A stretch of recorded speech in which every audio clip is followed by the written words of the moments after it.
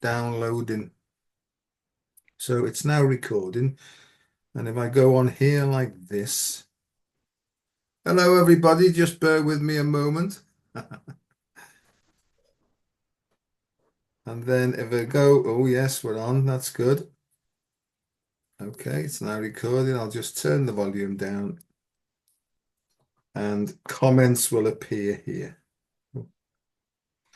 So, Kate, my love, how the devil are you? What's going on in your world? It's always great to see you, Joe. We connect regularly, and it's fun to come in and do this with you because what I'm experiencing is, as we've discussed, very much in alignment with what a lot of people are. We're evolving and shifting and on our path of awareness and alignment. The more aware you become of who you are and how you want to be in the world to live your most inspiring life, alignment happens and shift happens magically, right? Yeah. So the vibrational match. So I'm going through a realignment of a lot of things in my life, things that I'd been building, a home that I loved, a partnership that I loved for close to 11 years, my children graduating from college, not college, high school, moving on to college, so out of the home. All of that happening within the last 18 months. And it's just a lot of shift for a person to embrace and keep evolving. And so, we kind of talk all the time about how do we cope with that. And one of my ways is to play. You Mhm. know, I play with life and life plays with me. So we're going to kind of heart to heart about that today when things get rocky. How do we cope with them? Well, that's what I've called this, standing firm in rocky times, because there's no doubt about it. There's lots of weird and wonderful things happening, not only personally, but globally as well. There seems to be lots of shifting things happening. But I see it now, and I know in my heart that it's almost like part of a great big sort of simulation to help us grow emotionally and basically experience everything that life has to offer, seemingly positive, Kate, and seemingly negative. Because what I've found is what I thought most times that were most hurtful and painful have been the best thing for me in order for my growth, or if you like, evolution. That's where I'm up to with things. What do you think about that then? Spot on. It's just heart. Sometimes you got to get into the heart in the hard times. And as you just said, I was listening to you over the weekend when you were out on your run and your train got canceled, but only to be improved of the circumstance. You got a more direct route, Yeah. right? And so if we don't awfulize and catastrophize in the moment that something is trying to shift and we can stay in that, I love the word you used in that video, emotional sobriety, Mm. not get drunk inside of it that awfulizes and catastrophizes. I'll tell you, as we get into this conversation, I'm going to share too that alcohol or any substance that we go into a relationship with that gets out of balance of being in harmony, I'm really seeing the toxicity of it, how it changes your value system and so many other things. So staying in your emotional sobriety so that you can make good choices and be able to optimize what is unfolding and see it because we see and we receive RESEEVE what we're looking for, right? And if we believe that horrible things are happening, it can prove out to be that because we are magical. And I this journey right now, you know, I how am I in rocky times? I'm literally getting out into the rocks, Joe. I'm going on hikes in nature to reset my nervous system. And what I'm finding in these walks and being out is so much metaphoric teaching. I One example, you just said you have to be on solid ground in rocky times. I learned that being able to shift and adjust off rocks that aren't solid was, you know, important. Being able to be nimble and climbing up Bell Rock recently in Sedona, Arizona, a magical place that I love to go. It amplifies everything that you're feeling. So if you're feeling a lot of emotion, whatever that is, it's going to be tenfold. So I really got to do a lot of clearing and feeling out in that space.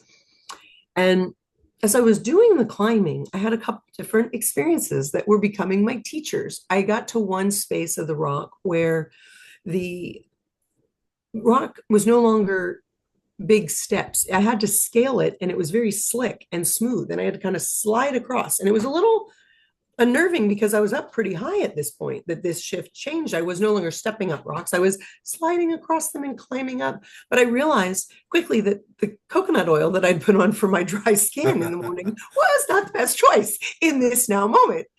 But there was somebody there to support me with their wisdom that they had also learned. They said, use what's right in front of you. A solution was right in front of me.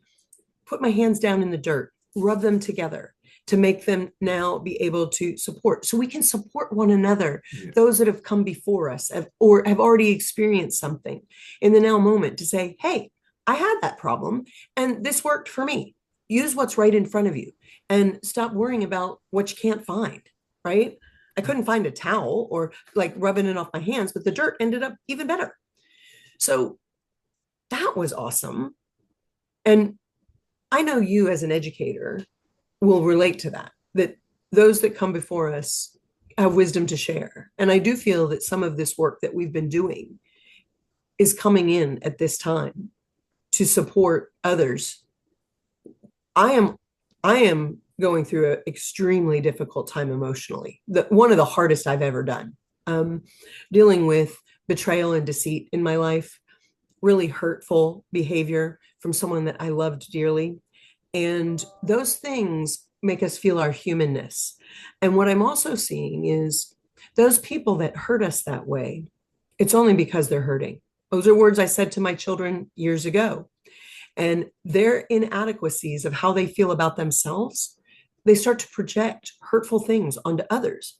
And it's so important for us to stay in alignment with that awareness so that we don't go into agreement that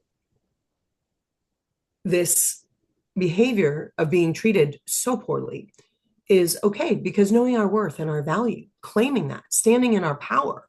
This is a time that we're all being really challenged, Joe. Yeah. How do you feel about that? I mean, are you feeling similarly and things challenging you to really step into claiming your value and your worth? Yeah. My big thing, as you know, is to focus on feelings first. Because I was always trying to escape from my feelings. But I realized today that feelings, right, contain the important messages if we're able not to emotionally react on them and just be like automatic robots. It's to be able to feel the feeling, take a step back, sit with it, and just watch the message or try and listen into the message. So emotional disturbance, for me, I can see what life's about is. It's managing emotions and therefore energy in order to find peace of mind within yourself. The biggest thing is for me is that before serenity must come emotional turmoil. Otherwise, we don't realize the triggers and the bait that we take. So I'm quite happy now, Kate. Obviously, I'm not happy in a way, but when I get triggered, I know now that I need to stop, not to emotionally react, is actually to take a step backwards and just to sort of intuitively ask for some inspiration about what's causing this emotional reaction in me. And I got yesterday, I get inspirations that come in, and I got yesterday, it just pops into my head. Tell them about the meaning of words, Joe, and anagrams, because we're good at anagrams, aren't we? We like to change words around. But Oh, your yeah. D your DNA is scripted in a way that's been misinformed and misdirected. And because I have to say to myself, then, what are you trying to get at? And I got, Joe, your DNA works off the script that it gets fed. So if you look at the word, for example, like react, right? And you can change that round because an anagram is to create, right? And I thought that's really, really good there, right? The same letters, just in a different way, cause our biochemistry to change, which impacts upon the biochemistry of our blood plasma, which impacts upon our stem cells, which create who we are, Kate. And I think that we're going through a process now of great cleansing, right? Where we realize the world's so toxic and we've allowed ourselves to be poisoned in so many ways and still are doing, that we need to be more and more in tune with how we feel, how we look after our bodies first and foremost. What we're drinking, what we're eating, are they as close to natural and clean as possible?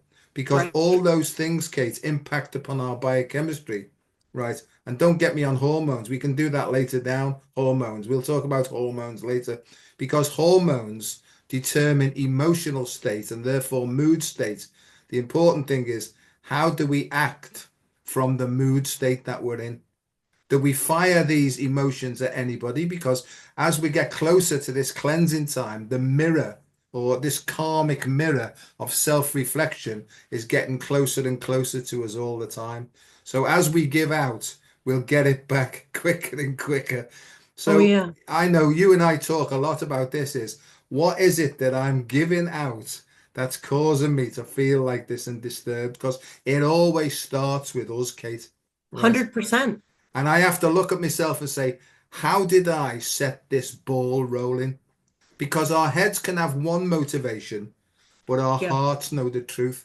And Kate, everybody wants to know the truth, but not many people are happy to swallow this pill of truth, right? No. And that's Right. where I'm up to. I think the truth will set us free, but it might cut a few limbs off in the process of A freeing us, hundred percent. Yeah. And limbs, oh my gosh, you make me think of my little funny belief.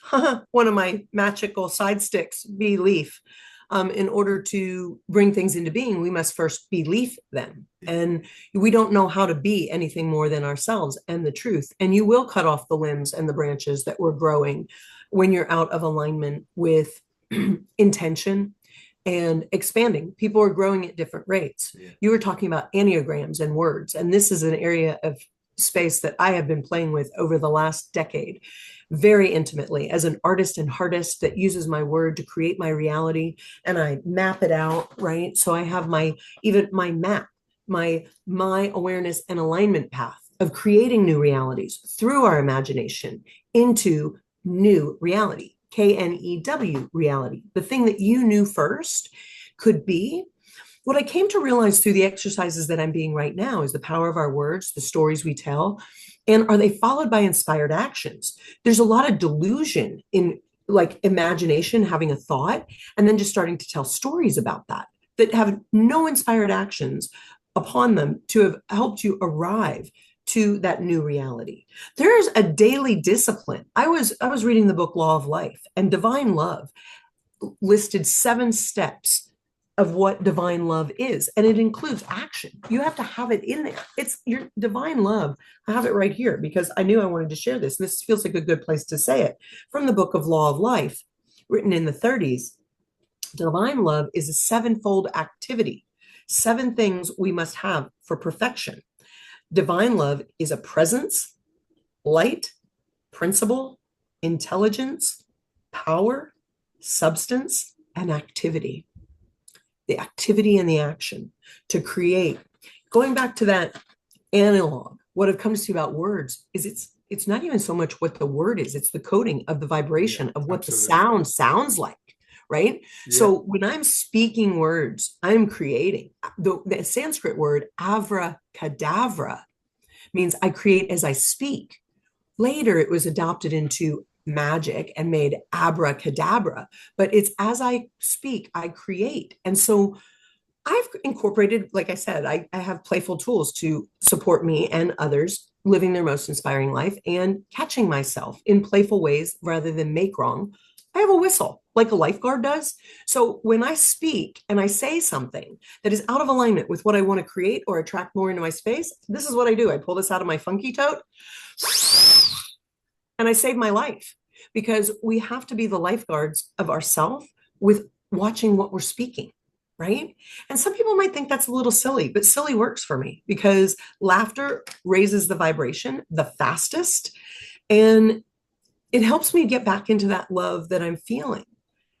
You know, I had a funny thing. I'm not in my heart studio, right? Because I've been displaced right now to, but there's so many amazing things.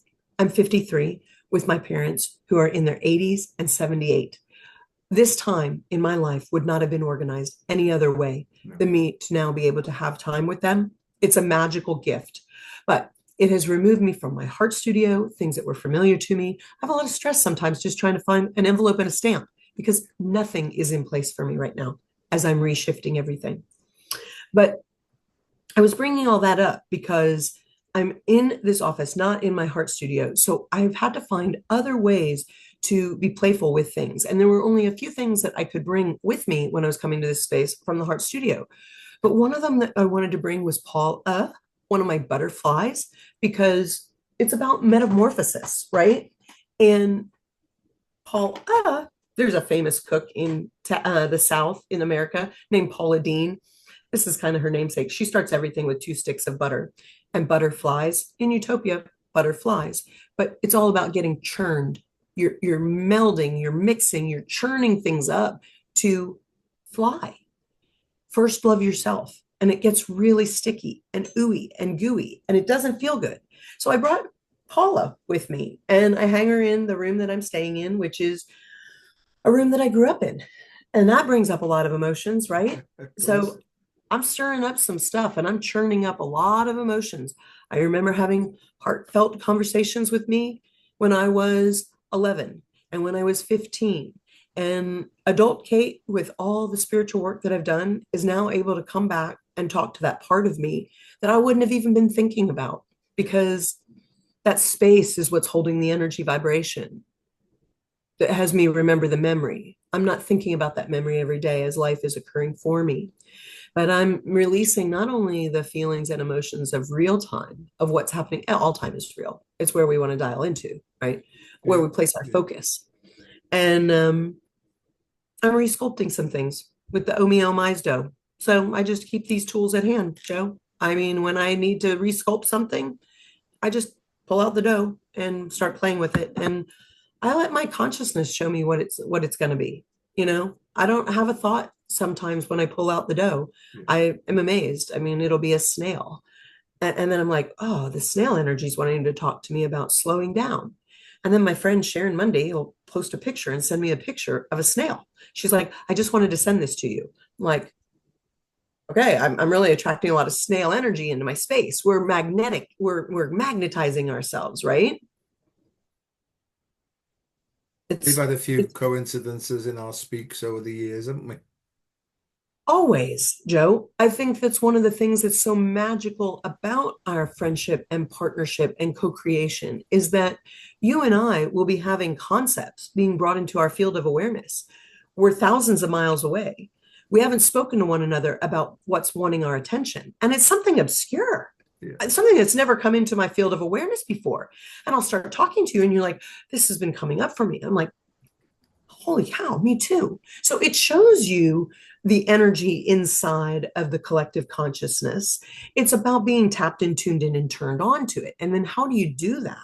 That's a process and a journey of being able to get into emotional sobriety and not go into that awfulizing and catastrophizing that wants to overtake your presence and just really make you feel out of alignment and out of sorts, right? So having things that are at hand that feel good to us, I think is so important. And if playfulness, I highly recommend playfulness. I mean, laughter and joy is already inside of you.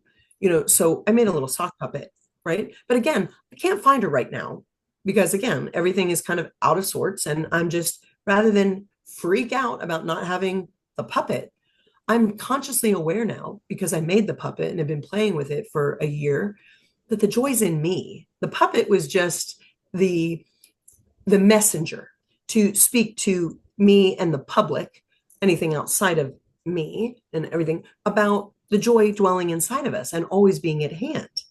You know, when fear is afoot, sock it to fear. That's why I made her a sock puppet. You know, because I like playfulness and it feels good to me. And when I laugh, fear and laughter can't coexist. No. The laughter shoots out the fear, and all of a sudden, I'm in that higher vibration. And guess what? That's my point of attraction. The next great thing that happens to me is something that isn't as fuzzy as I thought. It's playfully fuzzy, you know, while I'm getting clarity. Now it has a fuzzy ball, and I'm having a ball with googly eyes. And these are the ways I talk to myself. I I don't know why my brain works all this way, except that I should reframe that. I know exactly why my brain works this way now. I'm here on a divine mission and a divine timing on this planet to call forward one of the most iconic new forms of entertainment. Now, the challenging part is I don't know how to do all of that. And that can become alarming and scary. But I do know why I'm here, and I'm far enough into my path to have had it proven to me. So I should stop saying things like, I don't know why my funny brain works like that. My funny brain works like that to help us all reframe and rewire the way we're thinking about things that we want to think into being. So when we go into playfulness, we release some of our judgments and our fears because we're curious. And joy is play in action. So bring in your joy about the things that we're curious about and get in motion one step at a time. And I find on that path of oh me, oh my's, the things I'm seeing as I'm on my path, rowing merrily in my boat, in my dreams, because life is but a dream.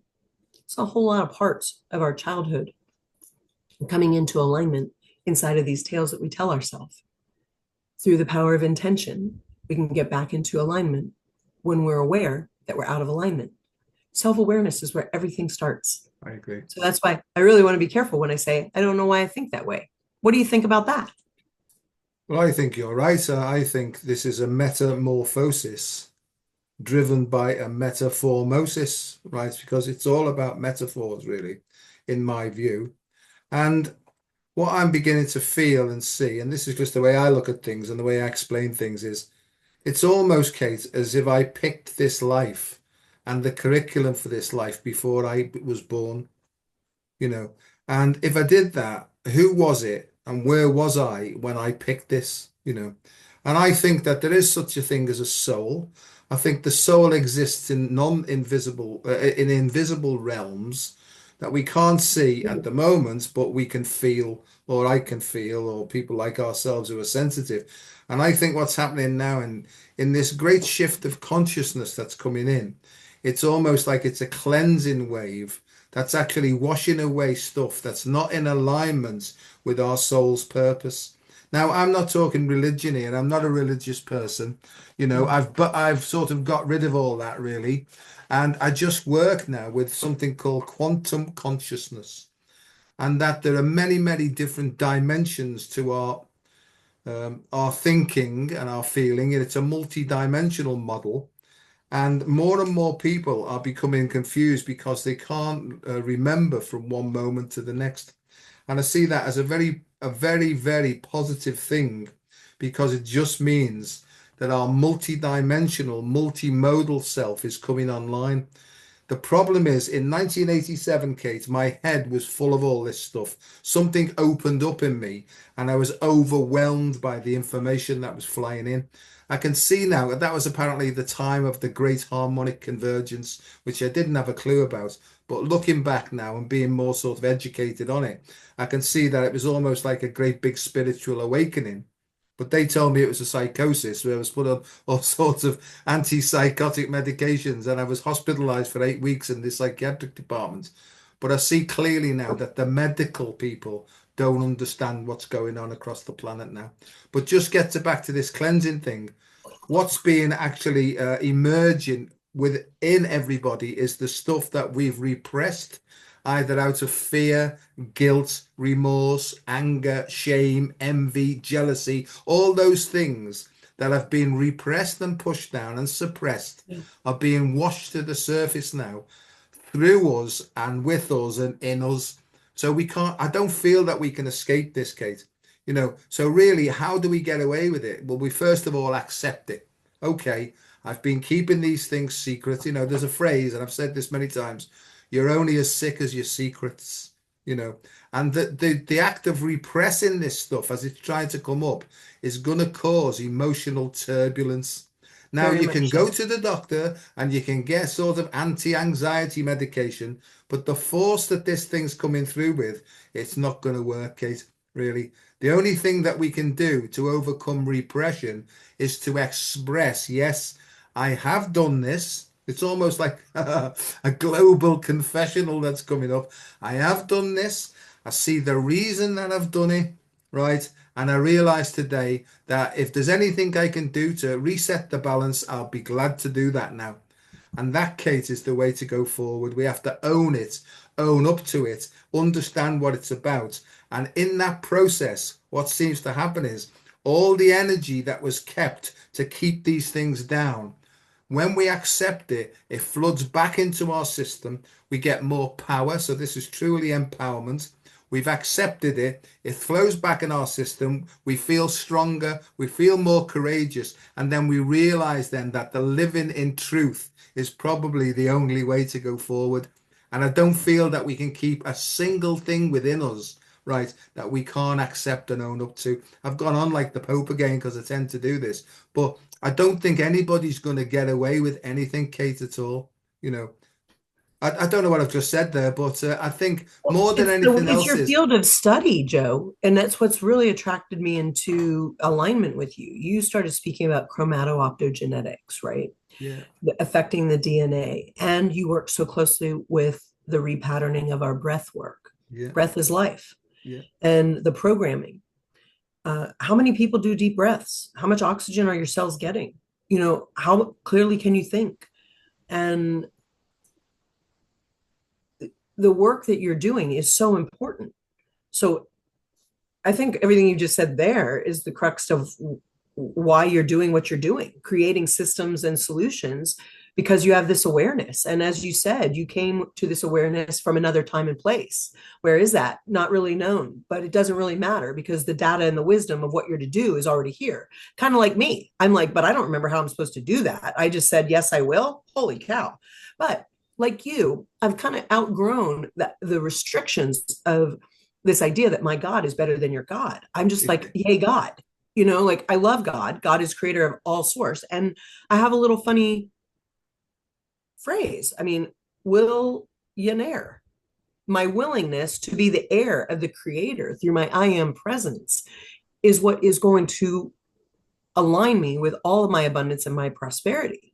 It's when I remove the fear and doubt that dwells inside each one of us. And that's not easy. I mean, this is what Jesus did when Jesus was here to teach us that when we stand in our I am presence, not the individualized part of God, no, the God in action. I am God in action, being and doing X, whatever that is.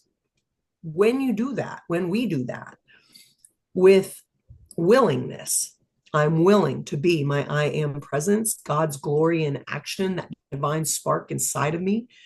And I remove doubt and fear, only love, power, and wisdom that I am to create it is present.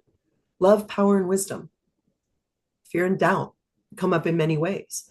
You know, we can get really weird and we can bring it back to really normal because I don't know what I don't know. I hear people tell me stories about the fact that they go to these wonderful places, astro traveling. Who am I to say, no, you don't? Who am I to say, no, you don't? I'm far enough in my journey to go, that's pretty cool. I haven't resolved my fear and my doubt about my ability to get back here to even try that yet. But I'm not going to make you wrong because you have resolved your fear and your doubt and you're trying to show another what's possible. I'm going to listen and I'm going to keep working on my fear and doubt, you know? And I use that as a really extreme example. It doesn't have to be that extreme. Fear and doubt can be, I don't know if I can make this business operate.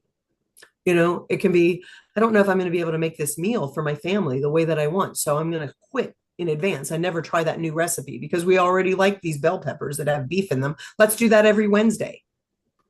Like that stumps creativity and stifles creativity. And, it brings another thing. It brings predictability and comfort and assurance that we as humans really like. yeah. We really, really like that. I'm noticing that in all of my new experiences where I'm totally having to reheart myself that I'm in the great not yet knowns. Really, I'm really, really in the great not yet knowns and It's one great step at a this. time. It's great this. When doubts and fears, it is a hymn coming to me. I'm not religious, but hymns come to me. When Yeah. doubts and fears arise, teach me thy way. and it's a beautiful. In fact, sometimes I get shivers up my spine when I'm talking about these things and stuff like Oh, that, right? yeah. Me Right. too. Thy precious aid afford, teach me thy way, right? Help me to walk aright, more by faith, less by sight, right? And it goes on from there. And so all these things come Wow. in when we're on the right sort of wavelength, just to give 100%. indications. But what is it? Who is it that I'm asking? What is it that I'm asking? I'm asking the next level of my evolution. I'm asking my intuitive, call it a higher self. I think it's a deeper self. It's a feeling in me.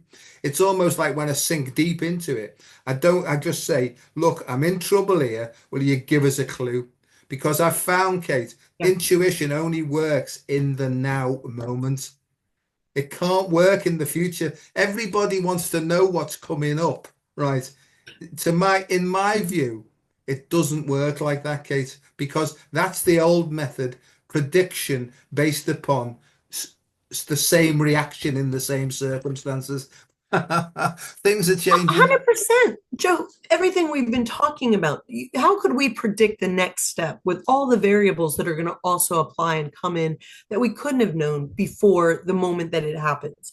My intention when I was on the rock, where I was talking about my hands were slippery, I was going to stop going until someone else stepped in and showed me a tool and a resource that I could keep going. And that was not predictable. If he had not been there in that now moment, I would have retreated and gone back down. It then gave me another message, as I just heard you saying, like the next one step and only going one step. Sometimes we get in a place where we have to stop and take no steps and think about what's happening here and what are we valuing, because this rock told me this. And in this now moment, am I valuing adventure, security? What am I valuing? I could be really adventurous and try and scale these really dangerous rocks. Creativity, all these things. Well, I sat there for a moment and I said, I don't feel like scaling that right there. That doesn't look comfortable to me as I looked down below me. And I took a few steps to the right, and to my utter surprise, seriously, I just shocked me. And it was the lesson for me. They're literally behind this boulder that looked like it was attached to the face of the rock. There was a pathway up to the next little level. And if I had stopped and not gone a few more steps to my right, and it was me asking, should I go to my left or my right? I do get into that practice. I talk to myself intuitively. Like you were just talking about, that hymn just comes to you intuitively. It comes to you as a message and music. Yeah, my inner guidance responds to me. Should I go to the right? Yes. Should I go to the left? No. And no doesn't mean I never go to the left. No means in this exact moment, do I want to go left or right? And my guidance will tell me. And when I took the few steps to the right, then I could see the path up. And it's about trusting self. Yeah, I couldn't agree more, Kate. I mean, because today I might have to go forward, but tomorrow I might have to step backwards. And if you can't Yeah, go forward or step back, if you're in this sort of a pattern of this is what I do in this situation, then that's a limitation, isn't it, really? It's got to be very much something so. that's expansive and has no limits, really. But how do we know? Because my feeling is that the more I sink into this and this feeling guides me, apparently it's not something outside of myself. This is something within me, right? Because if we keep to it, if keep doing what we always did, we'll keep getting what we always got. That's a well-known 100%. phrase. It's called habit, you know. And Yeah. really, most of us, right, are victims of habits that were maybe formed within the first 7 years of our life. And I think Yeah. what's happening is in this shift, we're being taken backwards sequentially into areas where we've maybe said yes and we should have said no. So the whole scenario is being recreated for us, where we last time we said yes, but now we've got to say no. And the little kid in us goes, do I have to? And the parent side of us, or the God side, or whatever we want to call that thing, it says, yeah, look where it got us last time. Right? It was an untruth. So let's live in the truth now. Just say no. So you say no tentatively, and suddenly new vistas open up. new energy comes back in. So that's what I Yeah. think we get take this is the way I see it, Kate. We get taken back in our personal unconscious. So we're being made aware of or becoming conscious of our unconscious and all the blocks that have prevented us from flourishing. And then when you get good at sorting your own personal unconscious out, you go and sort your ancestral unconscious out then as well. Because Yeah. DNA is nothing more than crystallized behaviors, not only of our own behavior, but also our ancestral stuff. And in the end, Kate, this is what I honestly That's believe. awesome. We get taken back to who we are, who we always have been, who we are at source. And that's the God self itself. And I think that we're all on that path now, if we can just understand the process. And how do I go forward? If I'm feeling disturbed, don't take any action, just sit, stop, watch, and you'll almost like see a picture or feel a feeling, and it will clearly show you this is the action you need to take now in order to level that out and balance karma. I know I'm going on, but I think it's important I do because too. I think, and to go back to the breathing, if we know our body and we know that when our ego is threatened, it will go into fight and flight response. That whistle that you showed us, that whistle would be great because it detaches from the emotional engagement of the fight and flight response. And then we can get some clarity. And the next thing is to take action on the information that we're receiving that grounds the whole process, and we can go forward slowly. Are we going to make mistakes? Of course, we're Yeah. going to make mistakes, but it's no big deal, is it? If you can say, all right, I made a bit of a cock up there. Replay it for me, old chap, and I'll try and do better this time, or I will do better. Right. And the word mistake, as you say that, it really is only because we had an attachment to what we wanted to be the outcome. So it's really Exactly. not a mistake, it's a take. And it is a take and see what happens, and take and see what happens. And I,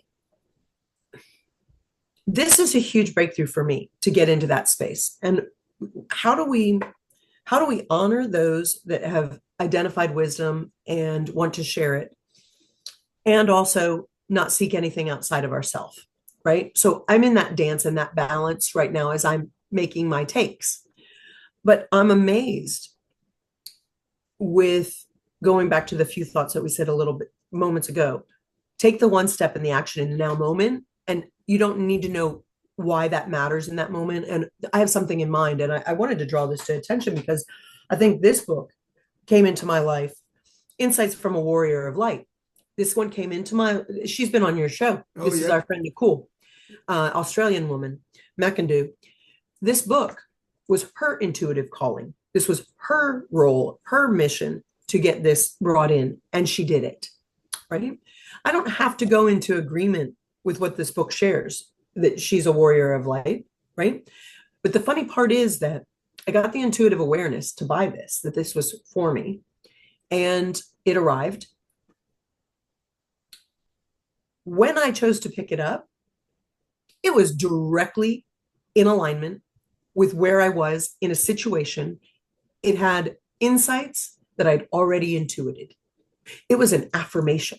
Yeah. It wasn't me trying to take advice from another person. And hey, that's not a bad thing to do. In fact, I think it's quite wise to someone that's gone before you.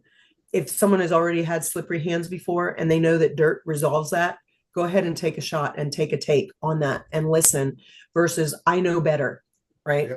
Yeah. Um, so this is our dance in humanity. In, I think this is also the dance in life. You know, we're not here to do the same thing. So why would I compare myself with anybody? I'm not on their same path.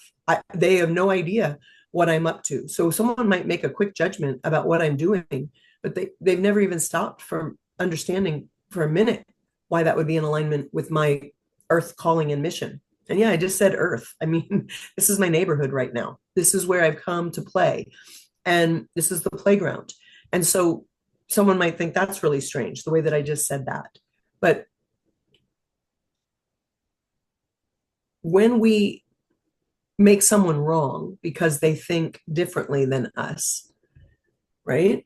Yeah. We're missing an opportunity to learn from one another. And it doesn't mean that I love learning from people about some things that I don't ever want to know anything about. I, I'm so grateful. I'm so grateful that I am in awareness through the experience that I've had right now that I will never need to be homeless. That would be my choice to choose to be it. I never need to be it because through my 53 years, I've cultivated amazing relationships and friendships with people that are willing to embrace me. When I was going through the really hard time in an instant, had to move out of my home because and had no warning, no warning. Where do you go? Where do you go when you have to move out of your home instantly with no warning? I called my friend Cindy, whom you know, and she lived two doors down from the home that I still own with the kid's dad. It didn't feel right to go back into that space right now for many reasons. And there's nothing wrong. I love John very much. He's a beautiful dad and all of that. But so again, I mean, that was a possibility. He too said to me, "You're always welcome here. This is your home too." Beautiful. Things I could never see and learn without that experience. So it brings me great comfort and joy to realize this and the value and appreciation and gratitude for family, friends, learning with and from one another. It's powerful. The divinely organized universe had Cindy's daughter, who's 25, coming back to the home, her home, in the exact timing that I was coming to her home. Yeah. What we realized through that alignment is she's a perfect resource to support bringing forward an intention that was really on my heart and in full motion, bringing forward the book, Willionaire, that reframes the I am presence in playful, lighthearted ways as not an individualized, but a God in action. I am God in action. Whoever we all are, we're all I ams. And I what we're agree. taking aim at, right? Aim is I am. The Yeah. I is in the center of aim. When we're taking aim with great intention, inspired action, with the divine love that we are, resolving our fear and doubts, that's where our magic is. That's where our magic is. I agree. And I think the more that we trust this process through experience, the more time and things happen in exactly the right time, in the right way. Having Yeah. complete trust is not to manage anything, it's just to turn up, basically, sit down and see what happens next. I mean, some of the words we use.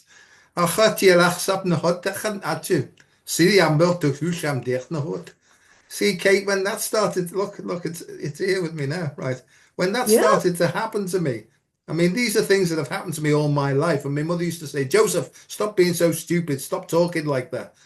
But these things have happened to me. And how we shut down our children. Oh, Look at that, right? exactly, How we shut exactly. down one another. Yeah, and I still go and see my mum, and she's getting on now, nearly 94. But unfortunately, she's not too well at the moment, and her energy seems to be dissipating quite quickly now, which makes me sad. But I still Yeah. go there, and she'll say she'll say to me, "I see you haven't lost any weight yet." Then so but things Thanks, like Mom. that, yeah, that was it. Those things would destroy me. But I know now, Kate, that if we just ask people a simple question, how do you see this situation? And we allow them to describe it how they see it. We might see it completely differently, but they could then say to us, well, how do you see it? If we're all honest about how we see things and we don't Mm. try and push our point of view that the way I see it's better than yours. So it really is at one level about perception, and it's amazing, like you said, just a turn of the head or turning the other cheek can help us to see things completely differently and give us different directions sometimes. But Oh, yeah. I mean, Kate, I'm just learning stuff, right, more and more and more quickly all the time, right? And what I've come to realize is acceptance is the key. And that just means, okay, I accept that this situation has arrived, right? What do I do next, please? And I ask my intuition. And sometimes I get like a menu of options that I can choose any of these sorts of things because I almost get an indication that if you choose this, it will open up. But then if fear comes in, there's nothing wrong with being cautious is important, but fearful's probably not, So there's a difference in these things. Right. But I just want to say one thing is, are we supposed to take accept all the horrendous things going on in the world? No, I'm not talking about that. All I'm saying is that action still needs to be taken based upon our individual soul's purpose, but it's the emotional reactivity that's the problem. So what I'm saying, I'll say this to you, Kate. F off, Kate, and you won't be offended by that because you know No, what's coming next. But F off. The F off approach to peace of mind is to focus on feelings first. And if we've got a disturbed feeling, the thing that we need to do, as the way I see it, is to quieten the emotional disturbance before we come to any decisions. And from that place of peacefulness, then we get a much better chance to make a healthy and less harmful decision. Preaching in not many parts, is it? I concur 100%. And, you know, just this journey of allowing all the parts of ourselves to come into alignment. And just as you hear the voices of the wisdom and the codes that want to come in, some that may be watching have seen me as I hosted shows on Sology and met Wanda, Yeah. and Wanda, my magical side stick. She had a funny conversation with me this week because I am realizing for the first time that when she broke, this time she would not glue back together, right? Mhm. She's broken. And she will not glue back together. It will not glue back. And it's interesting. I mean, super glue glues everything, right? So Wanda started speaking to me and she said, I am your magical side stick. You are a little broken right now, Kate. This is not about trying to do a quick fix and mask it and put glue on it. This is about you getting true and real with all the feelings that you feel. Cry them out. Do not let them embed in your nervous system. Do not just put glue and a band-aid on this. It was shocking. Yeah. This stick is my consciousness, but it was a way to reach me in a way, again, that is playful. And I really did a good job reaching out to her. She heard me loud and clear. I'm whole in my body. I can still talk. I mean, what's the big deal? What's the big deal about being broken? Broken is allowing things to come more into alignment. The truth is 60 days out of what happened in my reality with no awareness. I'm so clear. I'm so clear that this is for me and this was absolutely what had to happen. There was no checking in when my higher self knew, get out. Get out. I didn't even know totally why I was getting out. It was important that I did. The trust the inner guidance without needing to know why. I remember having moved everything out of the house going, what the hell did I just do? Oh, there were big reasons that my intuition knew. Y'all trust yourself. Yourself knows more than you think it does. And it doesn't have to make the other person totally wrong. It's they're on their path too. And it doesn't have to be a person. It can be a circumstance. It can be a job. It can be whatever it is that is calling you to make a shift. Trust that and then get away from it a little bit so you can see what you couldn't see when you're in the middle of it. Because what I've learned about our intention and our intuition, we can trick ourselves with our intuition. My intuition knew stuff was up. I mean, it knew. It was changing my behavior and having me do things differently than I would do, but I was making justifications, right? And this is so important to learn about our intuition and how we can be tricked because the microcosm, macrocosm. I've questioned for a long time, how does humanity not see this big duping? How are they missing this? Oh, they're trusting this. When you trust something and you love something or someone or a program, and it's hard to let that go, it's much easier to not have to face all that and the consequences and the actions that would have to come after that than to get real clear about what your intuition is telling you. So the exercises and the lessons and the evolution, as you said, it's an evolution, it's a shift up, it's a metamorphosis. And my funny brain, when you said that, it's a meta, which is a shift and change for more, meta, more for sis, like there's more for me here, sis, if I just will go with the flow. And the challenge is going with the flow and wanting to go back to what is familiar. Bell peppers on Wednesday because I'm afraid to try turducken, you Yeah. know, Yeah. because I don't know how to do all those parts or it seems too complicated. So I'm going to do what's familiar. And it doesn't make the bell peppers wrong. That's a metaphor, y'all. I don't even do bell peppers. I've made them a couple times, but not consistently. I just see people getting into patterns and behavior. And it's easy to take actions and describe things that we're being and doing uh, that are familiar to all of us. Where are we not challenging ourselves to be creative? Because it shows up in every area of our life. The fear and the doubt that we feel in preparing a meal that's creative for our family shows up in the tasks that we have for the missions that are placed upon our heart. And I just am getting to a place for myself that I'm willing to, more than ever, ask for an extra hand, getting to the point of asking for an extra hand. I mean, we need it. We can't do all this together. And it was never intended that way. We each have pieces of the puzzle. And, someone I love dearly since I was a child is a man named Dr. Seuss, was his pen name. And he wrote a book that was one of his last books called Oh, the Places We'll Go. And in my adult life, as I loved him as a child and I read his work and intuited the deeper messages within inside of them. So Sam I Am is about one's willingness to embrace change. If you don't like green eggs and ham and you've never tried them, how do you really know that you don't like green eggs and ham? And green eggs and ham is just the whatever it is that you're not willing to change and try. Ertl the Turtle taught us about business hierarchy and treating people well and not climbing on their backs to press them down.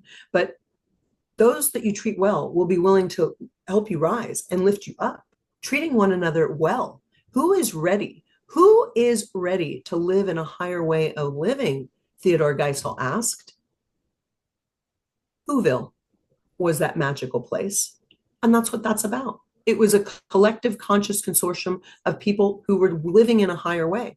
And his language is quite difficult. It doesn't translate. So people that are not in the English language as their first language, many times don't even know his work because he's the ultimate creator. When he didn't have a word that rhymed, he made one up and then educated us on what it was. He's an absolute genius. And I follow his work wholeheartedly and I just love it. And I'm continuing it. It's a continuum because who is ready? You and we are ready. I'm Kate the HeARTist, a visionary artist of utopia. You and we are one. We spell the word utopia, Ewetopia. It has the word we inside of you. When we come out of fear and sheeparation and start celebrating each of our individualized I am God spark selves, we're going to light this mother up so brightly. She's going to be a GLOWBE, a globe, as we be our true nature, overcoming our fears to only allow the love, wisdom, and power to shine. There's no limit. The sky is just an illusion, right? So there's no limits. It's our willingness to go into agreement with limiting beliefs. And I have a stick for that reminds me all the time. What am I believing? And is it true? Why do I want to limit myself with all that I can be and do? Because be do, I see all my wishes as true, See, right? I know a way. It's a simple way that can actually amplify the light and allow it to flow through us more readily. The first thing is to focus on feelings first. The next thing is to become aware of your breathing. But the other thing is, more than anything else, is to cultivate an inner smile, right? Because that's Yes. the thing, Kate, is it's to bring in a chuckle into your heart and then Yes. breathe that in a certain way. In fact, we don't breathe it, it breathes us. Because if you try and hold your breath, right, for any amount of time, your innate breathing mechanism will take over. That's driven from the depth by our spiritual self. I'm going to just try and explain something to people here about the heart. Is that if we disconnect everything from the heart, like the nerves that go into it and the chemicals that go into it, the heart beats by itself. It has its own innate frequency. It beats by itself. And it beats between 115 and 120 beats per minute. However, when we connect the cerebral hemispheres via the nervous system to the heart, our heart rate comes down to 72 beats per minute. Okay, I know this is a bit technical, but No, it's great what I'm saying is this represents the right and the left hemispheres of the brain and the yin and the yang, but let's just call them the masculine, not male and female, the masculine and the feminine sides of our nature, our soul's nature. And when those two wires go into the heart, what actually happens is the brake goes on. Now, the brake is the feminine side. It's the vagus nerve. So in any response, what actually happens, and the vagus nerve is regulated by our breathing. I don't know why I'm talking about this. Somebody out there may pick this because up. it's important. What Yeah, you just said is a formula: feelings, breath repatterning, yeah. and cultivate the inner smile. That's your formula for living your most inspiring life as your divinity.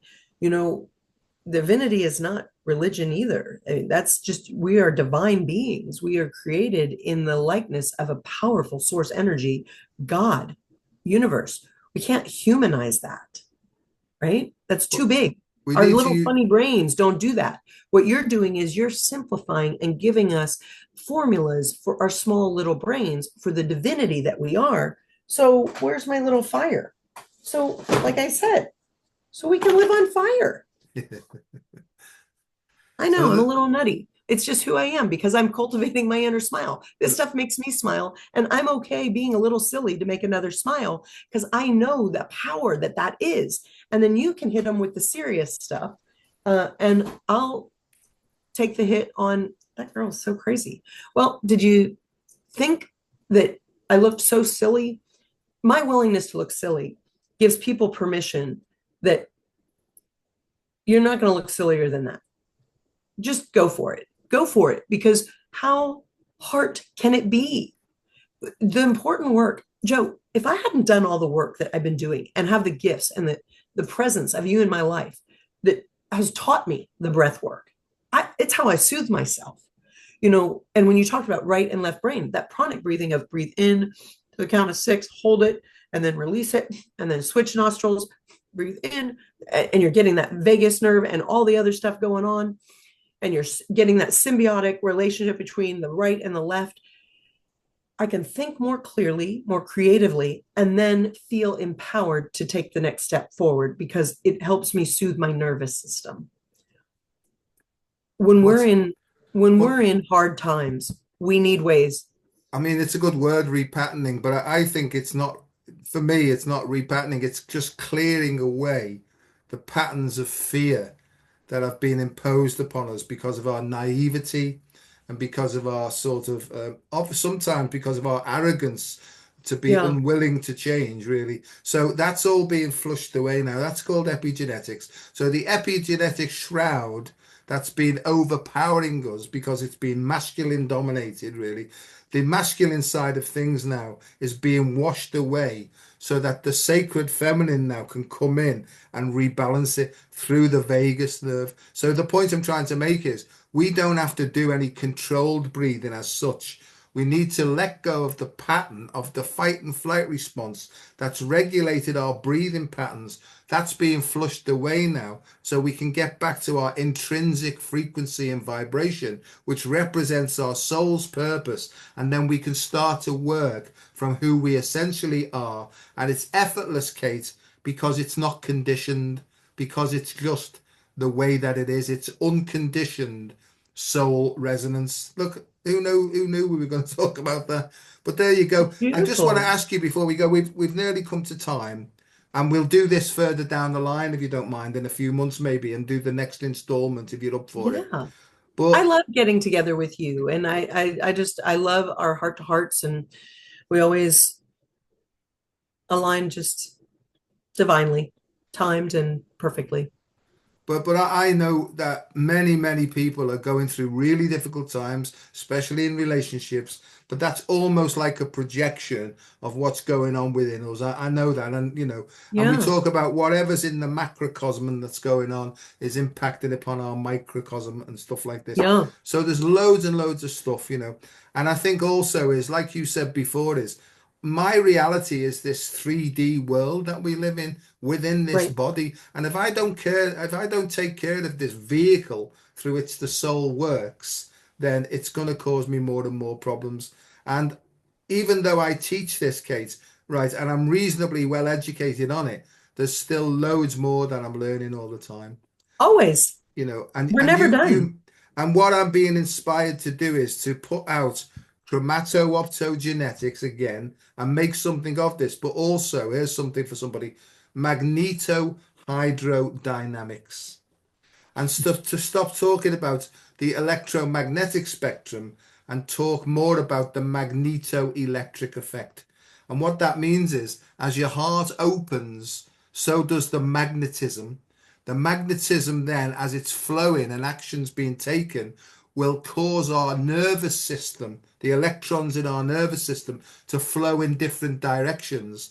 That will therefore resynchronize our hemispheres, change our brainwaves patterns to a more expanded state. So we'll be able to see and hear and feel and touch and smell more clearly. That will help us to go forward. See, I am definitely the next Pope. There's no doubt about It's this. beautiful. It's called effing Dr. Joe, the next effing Pope it'll be.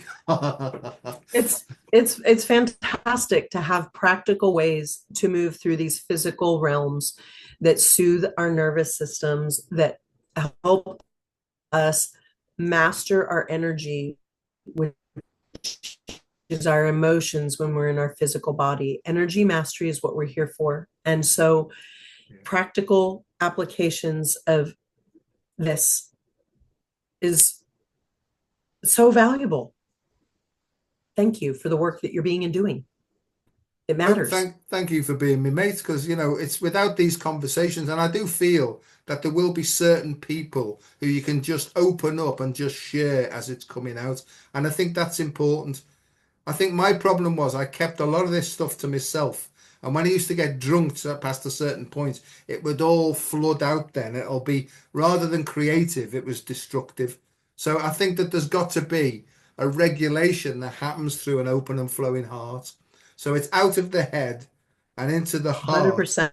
and trust the process, really. 100%. What you just said there is so critical. I have noticed that pattern where the emotional state, when you're in a celebratory high vibration state, I notice that substances do not affect one the same way they do when you're in a low vibrational state. It's a different experience and the effects are different. So, someone that struggles with addiction shouldn't try it in either way. I'm not suggesting that. But as someone who doesn't struggle with addiction, but has an awareness of the place, everything's great. Alcohol does not make me feel better. Alcohol does not. It numbs and it redirects what you're valuing to take pain and suffering away for something that feels out of reach. So that's my experience with it. So I've just become very aware, and I am I'm choosing, as I was in these very vulnerable states, to have alcohol not be a part of my experience. I in the time of the last 60 days, I've only enjoyed alcohol less than 5 times and in a small dose. In a celebratory space, I had it a little bit more. It was cold outside. I was using a little bit of honey whiskey to elevate my warmth. We do that in Texas a Yeah, bit yeah. around a campfire. But no, very, very conscious of it all and very present to it. So, and again, not a make wrong, it's my awareness. I mean, and that's what we're each doing. My awareness helps me get in alignment with what I'm valuing and what I'm intending to create. And I just invite everybody to do the same thing from your imagination. What do you want to create and what are you intending? And then get in the inspired action steps to be and do so. And then if you come up with a really clever piece, one of the things you said you love coming together and speaking with me is, yeah, these heart conversations are so much more intersecting and interesting because they can actually intersect because we're both up to something way bigger than ourselves. And so we're challenging ourselves to think in new ways. It's so helpful to have other people who are asking themselves to think new ways because they've already thought of some things that they've turned into things Yeah. like practices of how to soothe the nervous system. We need that inside of a platform that is going to move and shift people from perverted entertainment to holistic, natural entertainment, going within and celebrating the genius that we each are. And that is what utopia is. It is a collective consortium of those that have elevated their consciousness and are being their true nature, overcoming their fears, telling their tales and their stories of what they've created in that process. And then we put those pieces together and we beehive ourselves, each being our true nature. Buzz, buzz, it's warm and buzzy. And it's the sweet golden elixir, the honey that we co-create together. I It's a beautiful world to get into awareness of the bigger picture and know that you have a piece to play and everybody has a piece to play. It's your willingness to go into alignment with that which brings you peace, PEACE, and truly get into belief that it can be your lifestyle. That's your millionaire. It's all coming back full circle, right? I agree. And I think It's your finally, I piece of think the puzzle. the secret of attraction is to get out of the way. I think. Yes. And I think what I've learned is the only intention I set is the first thing in the morning, I just say, thy will, not mine be done. And I've got no expectations. Nice. I allow then whatever it is to emerge from somewhere deep within me. And that's And then when my imagination comes into its own then. So, so I don't have any ideas. Kate, I just allow my soul to choose for me what I need because I do know now that what I need and what I want have been in conflict all my life because my head's full of wants, but my soul was always full of the need to do, you see. And freedom to me means when your needs and your wants are the same, that's when freedom comes. On that note, darling, thank you so much. I'm gonna just she's on a course, so she'll be home soon. So I'll have to very put the good. oven on and stuff like that. So yeah, I'll have Wonderful to, and I'll partnership. get the Hoover out. It's a bit later. I'll check the cats are all right.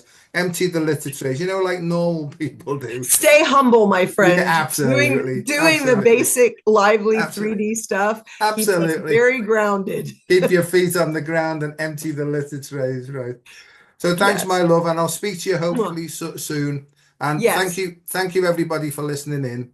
Thanks for And being a part of the fun with us. yeah, Your and energy matters, wherever you are, I hope you're having a jolly good time. And if not, just sit. right? Put a chuckle in your heart and just say, show me how to have more joy in my life and watch out and see what happens next.